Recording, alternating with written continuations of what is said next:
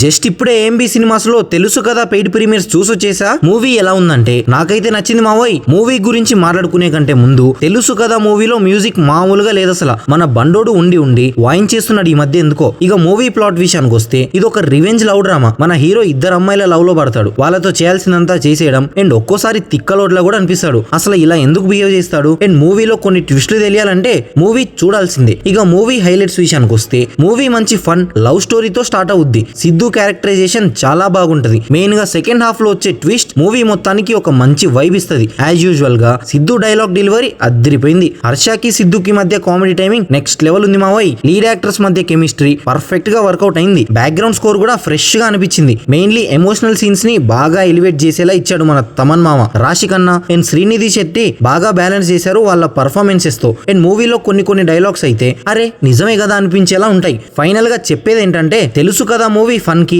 Love కి emotions చుట్టూ తిరిగే స్టోరీ అండ్ చాలా బాగా ఎంటర్టైన్ చేస్తుంది కూడా. సో పెయిడ్ ప్రీమియర్స్ చూసిన వాళ్ళు ఉంటే కామెంట్స్ చేయండి మూవీ మీకు ఎలా అనిపించిందో.